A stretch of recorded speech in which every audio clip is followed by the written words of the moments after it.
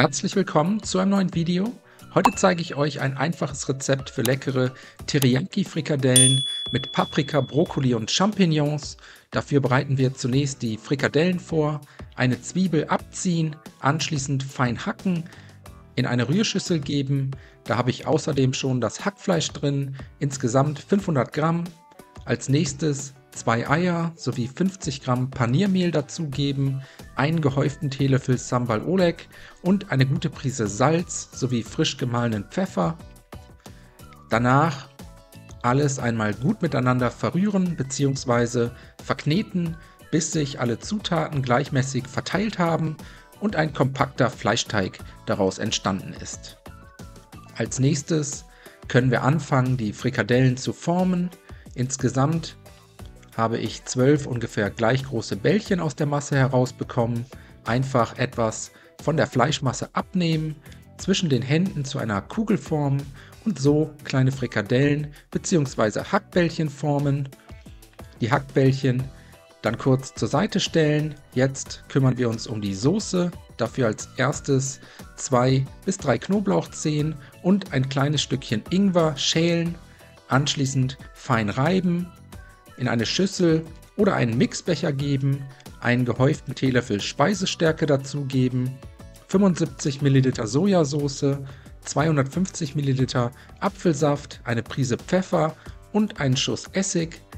Danach alles einmal kurz miteinander verquirlen und ebenfalls bis zur weiteren Verwendung zur Seite stellen.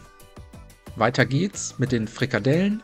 Eine große Pfanne mit einem guten Schuss Öl erhitzen, dann die Frikadellen nebeneinander in die heiße Pfanne setzen und für 3 bis 4 Minuten je Seite bei mittlerer bis hoher Hitze anbraten. Währenddessen bereiten wir noch das Gemüse vor.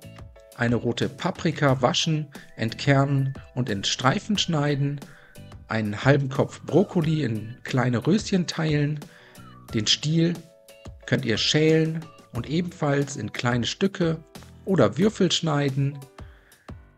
Dann die Frikadellen einmal wenden, von der anderen Seite ebenfalls braun und knusprig anbraten.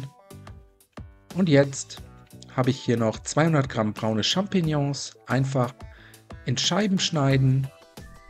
Und sobald das erledigt ist, können wir die Frikadellen einmal aus der Pfanne heben, auf einen Teller geben, kurz zur Seite stellen. Jetzt das vorbereitete Gemüse in die Pfanne geben, für 3 bis 4 Minuten bei mittlerer Hitze anbraten, gelegentlich mal umrühren, mit einer kleinen Prise Salz und Pfeffer würzen und dann die Soße dazu gießen,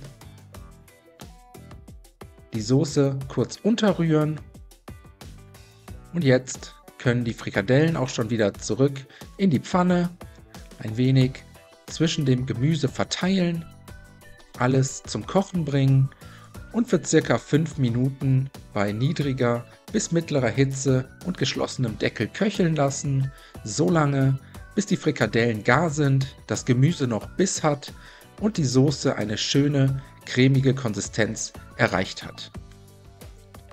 Danach können wir servieren.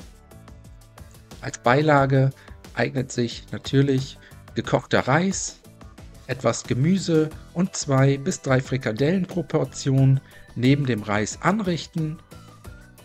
Zum Schluss für die Garnitur noch etwas gehackte Petersilie und dann wünsche ich euch einen guten Appetit.